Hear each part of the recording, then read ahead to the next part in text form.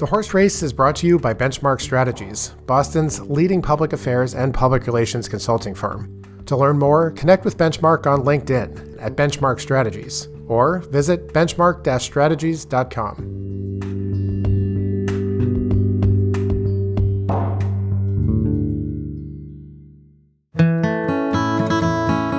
Welcome back to The Horse Race, your weekly look at politics, policy, and elections in Massachusetts. I am Jennifer Smith, reporter for Commonwealth Beacon. And I'm Steve Casella, president of the MassINC Polling Group, and it is Thursday, April 9th. Today, we're going to discuss whether polling AI bots can replace polling actual human beings. All right, Jen, I don't know about you, but I woke up this morning. I'm ahead. So in my morning, the 8 o'clock deadline had already passed. And I kid you not, my first thought was, I guess we're all still here. So that's how I'm living. And I got to say, I don't like it. Jen, how are you doing? I would like to say there are two things that I read this morning right when I woke up, two different articles. One of them was about the fact that the US, Israel, and Iran have agreed to a ceasefire before the deadline that the president has set. So that's one thing. And then the other thing that I was reading that was extremely funny and seems to be related existentially to me is a Wired article about what it feels like to just be on Do Not Disturb constantly and what that does to your mental health. And so I was once again in the universe of, does everyone have the experience of waking up in the morning and going, is the world ending? Getting texts from people about it, checking the news, getting those alerts? Or are there some people out there who are literally like, man, I don't know. We either will or won't be here tomorrow. We'll deal with that when that happens. And those are the people then that set their phones to Do Not Disturb, figuring that yes. if we all get obliterated, we'll know anyway. So there's no reason to read the headline about the nukes flying towards your back door. Yeah, I suspect there's a psychological connection there, but I am completely speaking, speculatively on that one. All right. Well, there's so many hot takes out there, and you've probably already read them all if you listen to this podcast. So we're actually going to spare you those because we have really cool, really interesting thing to talk about today, Jen. We are going to be talking about what it means if you talk about polling not real people, polling bots, polling the idea and the construction of people, as though we aren't all just constructions of people, Steve. Jen, that's deep, but we should talk about it. Let's get into it.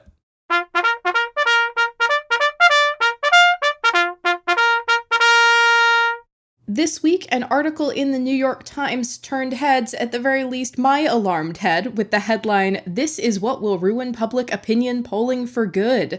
What was it? Was it the fact that people don't answer physical phones anymore? Is it the fact that all of the kids are scared of communicating with humans? What is the latest death knell for Steve and the good folks at the MassINC Polling Group?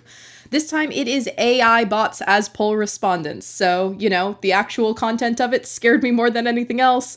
So here to tell me what we have going on here is not only Steve, but also the delightful Rich Parr, vice president of the MassINC Polling Group. Rich, welcome. How are you? I'm good. I'm happy to report that reports of my death knell have been somewhat exaggerated. It's rung too early. We have heard lots of death knells. Yeah, we have heard lots of death knells going back to the beginning of MPG, and it's there's one every few years. There was one point actually where it was going to be actually counting Twitter hashtags that mentioned a specific candidate, or counting Twitter mentions, and if your candidate had more mentions, then they were going to win. And this was like 2011 or so when Twitter was still fairly new. So not the first death knell we've heard, but a very interesting one. Well, I still remember the Orbit scores from the 2014 Massachusetts governor's race. Yes. Which was really something else. So we've been catching strays here at the MassINC Polling Group since 2010 in terms of all of these different, things that are going to kill polling. But let's talk about this latest one, because it is actually a very kind of interesting and something that needs to be unpacked. Yeah, I would like to start in by checking in to make sure I was reading this correctly.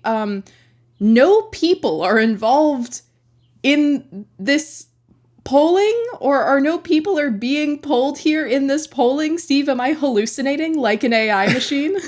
You're not hallucinating, Jen, although there are people in it just earlier in the process, and that's something that we need to get into a bit later. But the basics of this process is essentially you're polling AI bots.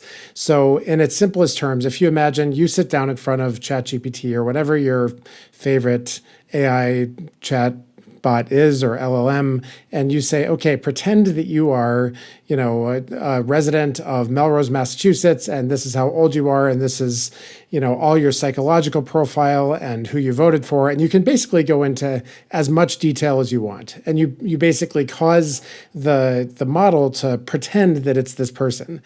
Now, then you say, okay, now who are you going to vote for in the 2026 midterm election? Just pick some basic question like that.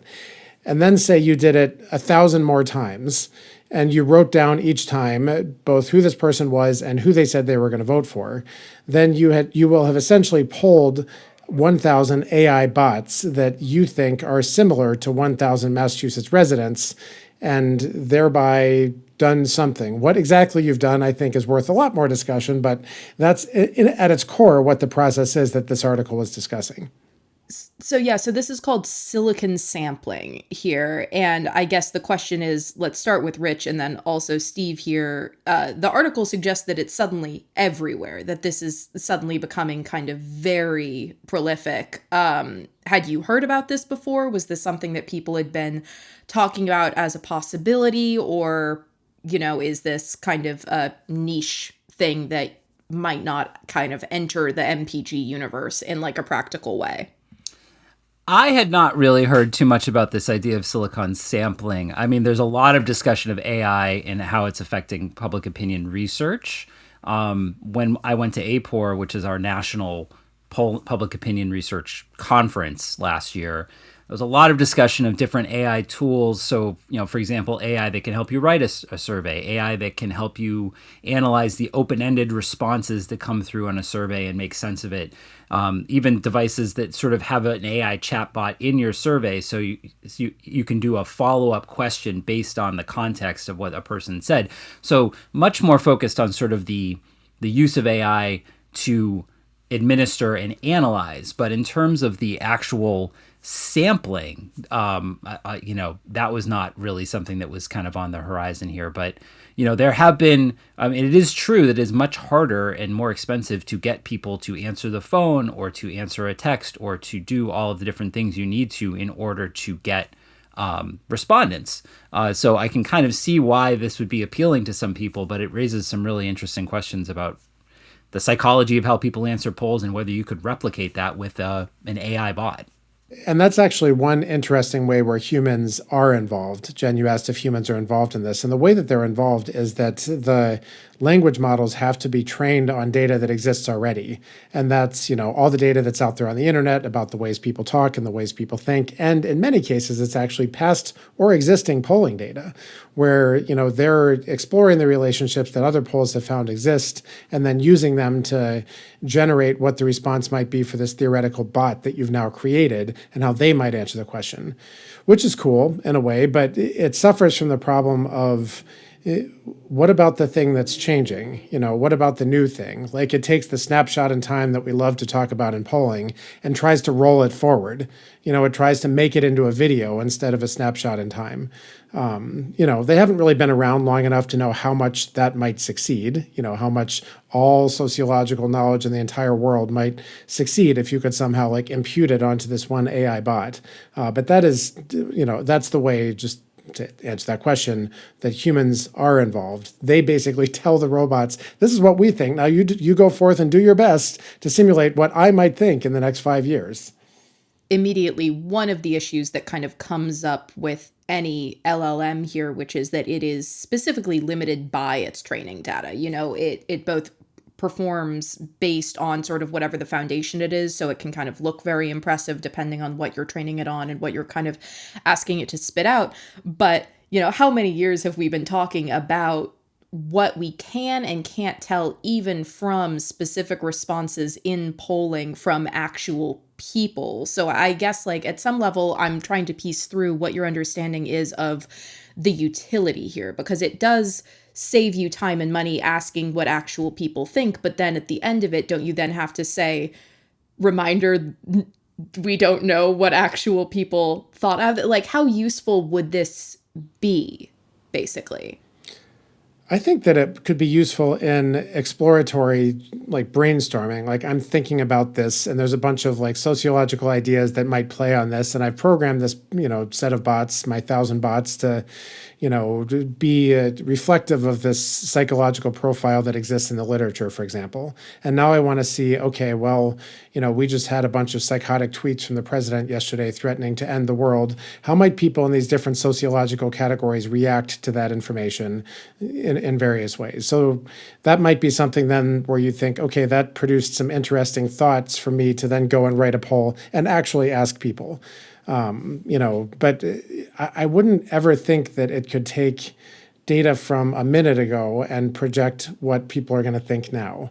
Like I can't get my head around that yet. Maybe in a year, we'll all be saying, well, we tried it out and look, it actually works. But humans are just too bizarre, too weird, too, in many cases, like inconsistent, often very well informed, often ignorant, or somewhere in the middle, and just messy. Like that's in many ways the bane of Rich and my existence is messiness. Like if we could predict better what people are going to think, our polling would both be more accurate and probably unnecessary. But for the moment, it's just, there's just too much mess, it feels like, to have this be kind of a perfect replica. If I could just jump in there on the messiness part, we do see in our, when we're doing quality control on our surveys now, we are looking for signs of like someone using maybe not a full AI bot taking a survey, but rather somebody who might be using ChatGPT to answer some of the questions. And in the old days, when you were looking at these text-based responses that you would get in a survey, you're looking for like the poorly written short responses, and that was a sign of bad respondent quality. Now I look for that messiness as a sign of a real human being. And I think that that's important to keep in mind. Like the stuff that's too polished, that's too well written, that has bullet points or numbers in the responses, those are the things that where it seems like they just took my open-ended question and put it into ChatGPT and then dumped the response into my box. And those are the things that I'm then flagging to remove and to take that case out entirely, because that, is a sign that in my mind, that's a compromised thing. That's a person that's not putting the time and the thought into the survey that I think that they ought to. And the messiness of voters. I mean, particularly those median voters, right? The article in the Times does talk about how, survey researchers do weight data, and you can weight up the Republicans and the Democrats, and what you're looking at the end is sort of a model of what you think the electorate looks like. But it's still based on real people, and not every Democrat and Republican always acts the way that a Democrat or Republican does. And in fact, we do have a small slice in the middle that is completely sort of ideologically incoherent and just doesn't really fit these models. And that's the part I think that would be missing if you started to try to map a rational kind of system on top of all of this and have just bots do it for you. There's a lot on the technical side of this. I think before we get to that, almost as a foundational question, I think the thing that I'm bumping on is, to what extent would it be accurate to describe this as polling? Essentially, I think that's what I'm struggling with. If the idea is, polling is gathering opinions from human beings, aggregating them to inform other human beings, trying to sort of make decisions. I think I'm understanding sort of what you're explaining, Steve, in terms of, this based on pre-existing data could kind of give a sense of the way that people might lean. But then, isn't that sort of by nature not a poll? It almost feels like something else. Yeah, I think that's true. I think modeling is probably a better way to describe it. You're taking data that exists and trying to use it to interpret something that doesn't exist, which is basically you're taking opinion from before and trying to use it to tell you what opinion is today about something that you didn't ask about. And in that way, like there's, as Rich noted, there's modeling used in various ways around public opinion data. Another way it's used often is you'll do a national sample of 1,000 people and then use the characteristics of each state to say, okay, well, nationally, this is what everybody thought. Here's what Democrats thought, young people, old people, rural, urban, et cetera. And therefore, here's what opinion is likely to be in Kansas versus Massachusetts versus Wisconsin. So that kind of modeling is not usually described as polling, like what was done at the beginning is a poll, but then from there, it's it's a model, it's regressions, it's other kinds of statistics that are being done. So I think yes, definitely you should have to disclose in 90-point font up front. And if you're going to call it a poll, it has to be, of AI bots or something, because it really isn't, it's not a poll. It's not. Like a poll is you ask people what they think and you calculate various things and then you report what percentage of people thought what. So no, I don't think it's a poll. Rich, what do you think on that? Not a poll. Okay. Quick, easy, simple. It's like, is it cake or is it not cake? This is not a poll. Right. It's not ambiguous. It's like you bite into it and you either like lose a tooth or, it's cake, just like the show. So we should note also that our producer, Charlie, asked ChatGPT whether it's a poll, and ChatGPT thinks that it is a poll. So there's another okay. constituency heard from. Bias. Incredible. Bias. The not cake thinks it's cake. That's right.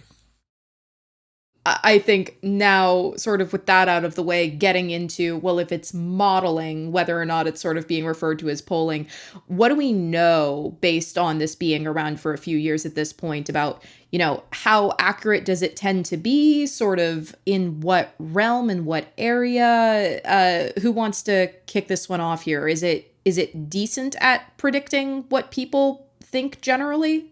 Well, the New York Times article that your mom sent does end by noting that one of these, models, these simulated polls, they ran it right before the 2024 presidential election, and they had Kamala Harris winning. So, I mean, they were off. They missed. Now, I don't know exactly.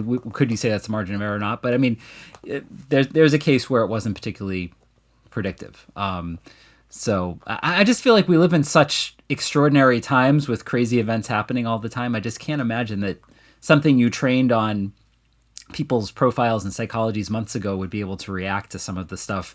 Especially now we are seeing real changes in public opinion. Like Republicans are changing on Trump, on Iran, and on other issues in a way that they had not changed over a decade of strong support for him. It's starting to change a little bit. So would a model that's trained on 10 years of Republicans being like rock solid with Trump be showing these kinds of changes happening now in this time? It'd be super interesting to see that versus like a real poll of actual Republicans. So. And then you've got, the fact you mentioned the Kamala Harris prediction. I mean, if it's trained on polling data, then that's more or less what you'd expect to see, is a narrow Kamala Harris victory from this kind of data that's trained on polling data. Another interesting study was done where they basically tried to replicate well-known psychology studies from the past. These are basically ones where you ask people various questions and you test relationships of one thing you think to another thing you think, or one thing you do to something you think, and that sort of thing. And in this particular paper, the authors replicated just over 1/3 of results from the studies, is what the finding was there. There are others where it seems to be a bit better, though, not exactly right. There was one where they basically asked people and GPT bots basically to describe Democrats and to describe Republicans, and then compared how often various words appeared.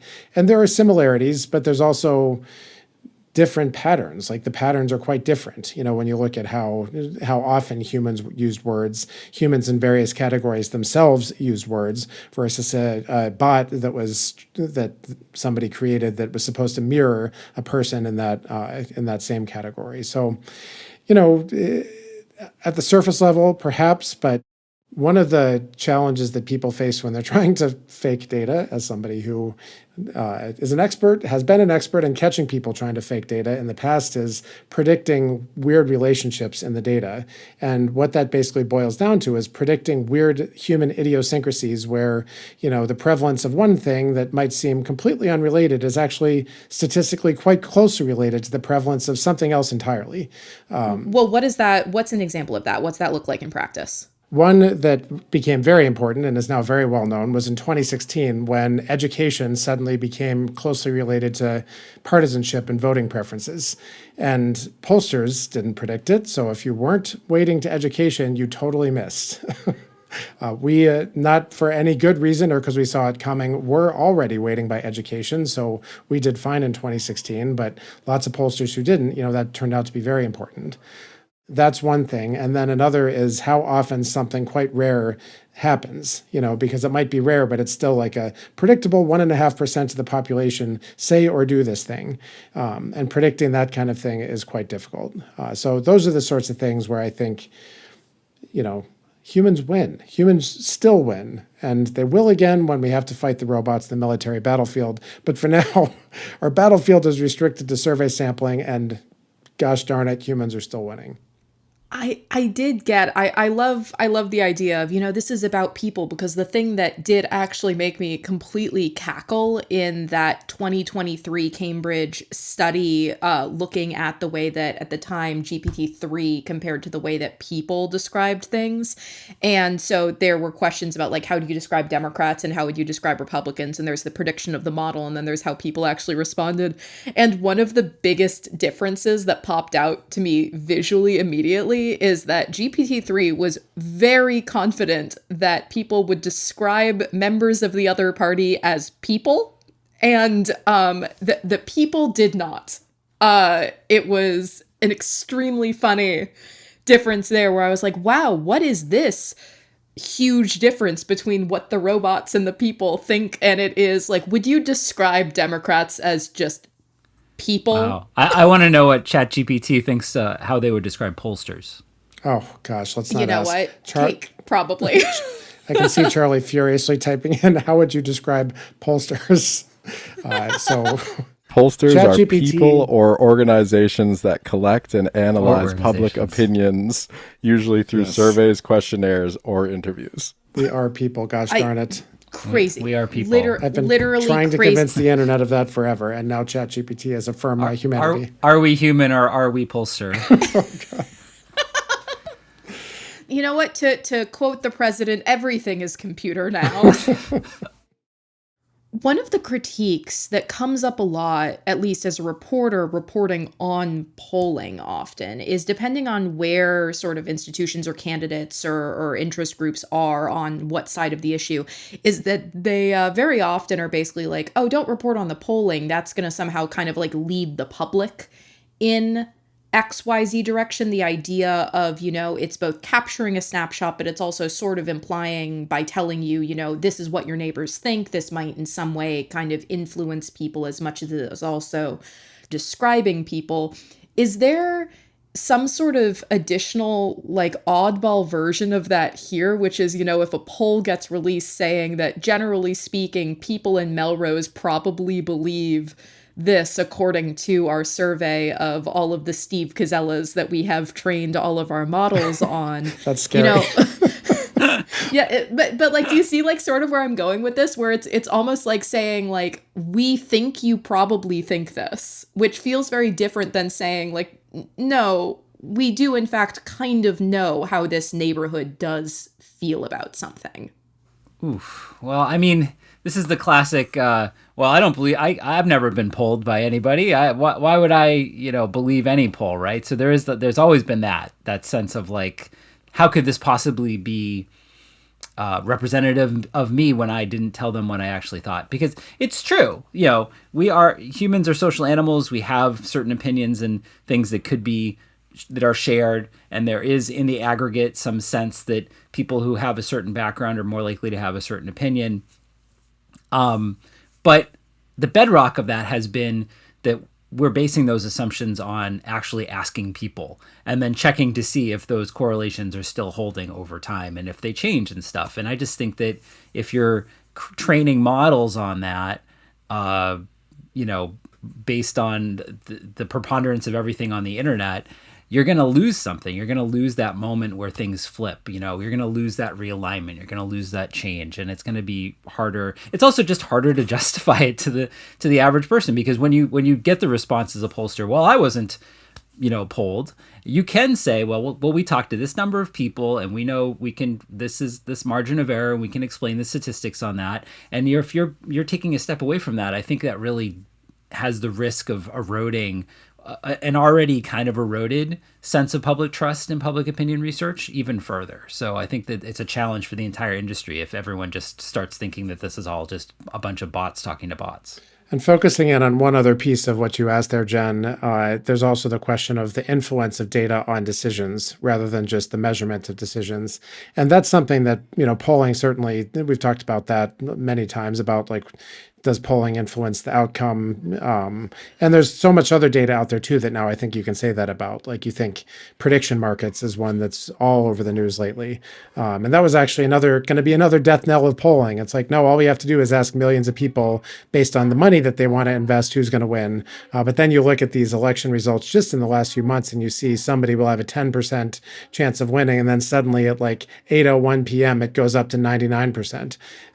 So, that's not to say polling's always been right, but it's just throw it on the pile of death knells of polling that Rich and I have had to listen to over our time at MPG. There's something that feels very kind of deterministic about using AI sampling in this way or AI-based modeling in this way, where we've talked a lot about, particularly in states kind of like Massachusetts, there is that messiness, but also, you have to be pretty keyed into the way that people who identify as Democrats, for instance, behave in Massachusetts, because we've got a pretty decent range of what Democrat means here.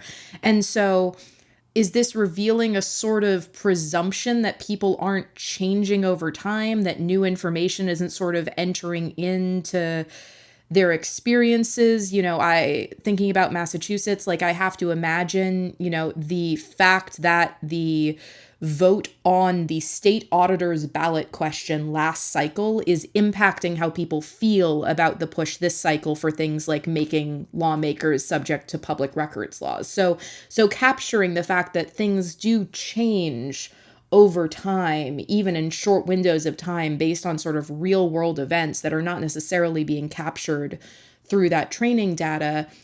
But the idea is there are certain kind of immutable characteristics or chosen characteristics that, can just be modeled. I think that's maybe my question, which is is this presuming that we're just kind of a bundle of inputs? I mean, you can, I think I should note that you can tell the model, okay, now go out there every day and search the internet and read the news and read social media conversations and update what this person might think. You could do that. So it's not stuck only on past training data. But your question, I think, also gets at a super interesting thing, which is, would it be able to catch when people's weird humanness actually comes out?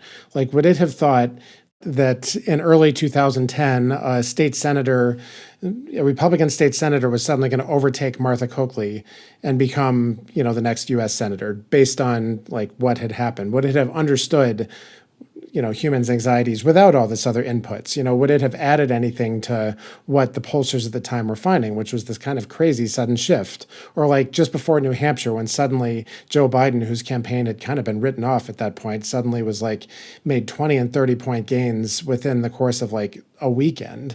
Could it have seen that kind of thing? Or do you have to ask humans and say, okay, what's going on? What are you seeing? What are you hearing? And more importantly, or most importantly, who are you going to vote for based on that?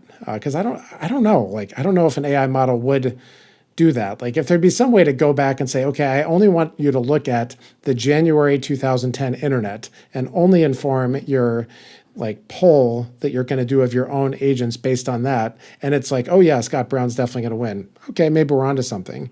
But otherwise, again, humans win. I am sticking with Team Human. Well, I think that kind of leads us into the last section here, which would basically be the question that I ask everyone when it comes to AI these days, which is to what extent should there be disclosures? Should there be guidelines? Should there be policies?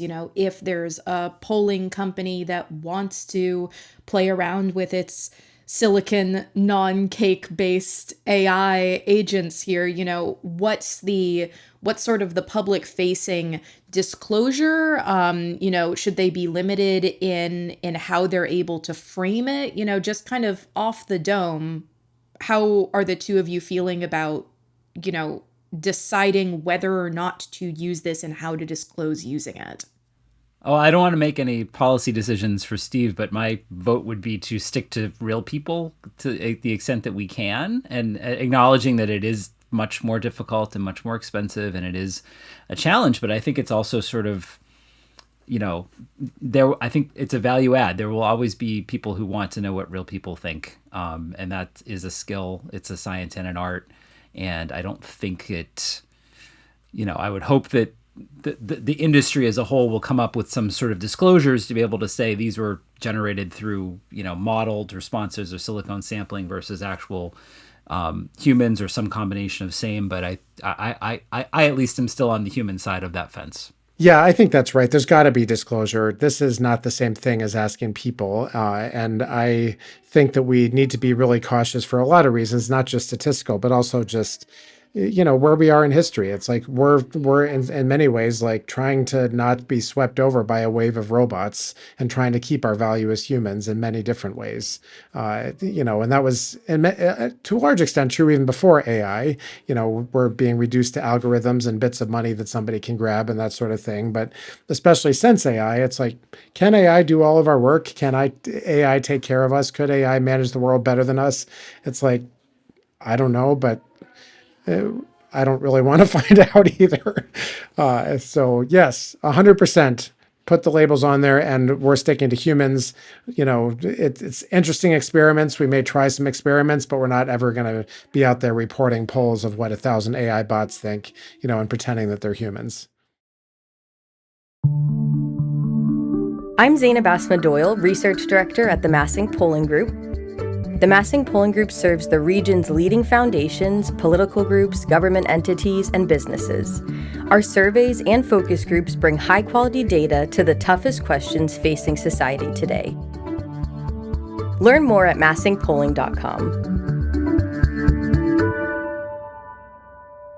And that brings us to our final segment, which is brought to you by the Jenn's Favorite Bird Department here at the Horse Race Global Media Empire headquarters. That's right, folks. We're here to talk about falconry. Actually, more specifically, wild falcons and rock climbing, which is one of my favorite activities. So this is actually like a cross-podcast interest. Jenn, you want to summarize the story, or should I take from the fact that you have your hands over your face that you would prefer that I talk about the story? I mean, it feels thematic, though, of course, our listeners can't see it, that I've also been flipping you the bird the entire time that you've been speaking. This is the falcon-related harassment that I have to suffer on this here podcast and in Massachusetts political world. I would just like to do my semi-regular reminder that I have never falconed. I have no actual association with falconry, and if any of our listeners have even the slightest connection to the Dorchester Reporter, I'd like that. In the record, go tell Bill Forey about it.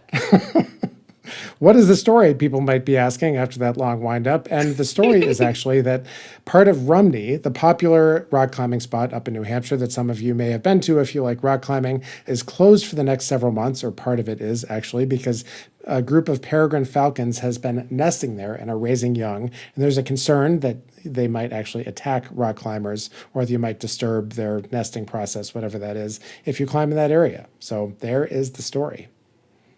Jenn, you're still shaking your head. I am still shaking my head. I think at some level, maybe I just feel very seen by the line, authorities say the falcons need plenty of space. I'm just like, yeah, man, absolutely. I agree. Give them a nice wide berth. Let them, enjoy their nesting all alone. Imagine if you're just hanging out, trying to contemplate future bird parenthood, and like just a spray of rock climbing chalk goes flying over your nest and just some dude hauls himself up, stares you right in the beak. Leave them alone. Leave them alone. And, the U.S. Forest Service put out a tweet or a message, I'm not sure what, or maybe it was on Facebook, but they posted something anyway. And anytime we're actively protecting nature these days, I think that's a good thing. So, and I also learned in this story that they are the fastest birds on Earth, Jen. They can dive at 240 miles an hour. So there is your fun nature fact to close out this podcast. I am thrilled for you and your fun nature facts, and I'm thrilled for me that that's all the time we have for today. I am Jennifer Smith signing off with Steve Cazella. Our production and theme music is done by Charlie Cazella. You can write to us at thehorseracepodcast@gmail.com, but not about falconry. Don't forget to review The Horse Race wherever you're hearing us now, subscribe to Commonwealth Beacon's daily download, and reach out to the MassINC Polling Group if you need polls of people or focus groups of people done. Thank you all for listening. See you next week.